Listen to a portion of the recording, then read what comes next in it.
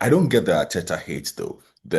I see the memes of him haram ball, the dark arts. I think Arteta has done really well as a coach for Arsenal. I get it, they've been runners up 2 seasons. Fans certainly do want more.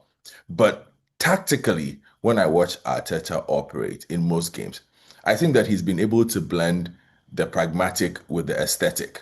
And you, there are moments where his team have looked like one of the best teams out there. And there are moments when his team have looked like, look, we will just settle for 3 points. And I think in the end, long term, it be, it's something that wins titles. Unfortunately for him, he finds himself in an era where there are a lot of similar-minded teams. You have a Liverpool who can do that. They can graft and then they can play fine football and win under onslaught.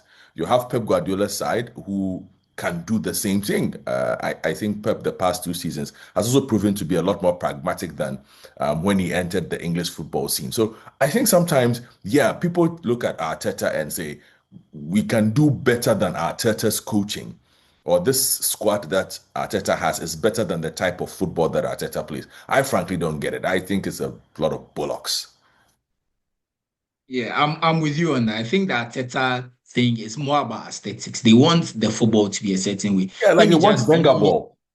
exactly, but let me just give you some stats that prove that this idea that Arteta last season they definitely didn't score enough. We agree. But they Yeah. also had their best creator missing for most of the season. So if we are being honest, considering the injuries they have, can we say that Arteta's Arsenal not scoring a lot last season is a coaching failure, or the fact that they just didn't have players? And the reason I'm saying this is let me just bring up some stats because Okay.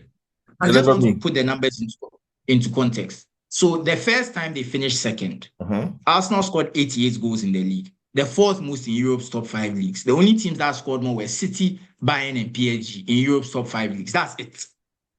That was the first time they finished second. The next time they finished second, they had the third most goals in Europe's top five leagues. They scored 91. The only Wow. teams that scored more were Bayern and City, who scored 96 and 94. And they had the best goal difference because they conceded only 29 goals. Those teams above them, they had one of the best goal difference because the teams above them all conceded more than them, right? Then Yeah. last season, we get into here where we talk about, okay, they didn't score a lot. So, right, 12 teams scored more than them. This is about when you say top five leagues, that means that's 96 teams. So 12 teams scored more than them. Okay, that's not as impressive, but we know about the injury problems. So when I look at a team like this and I look at these numbers, the idea that they don't attack enough doesn't make sense. They score enough.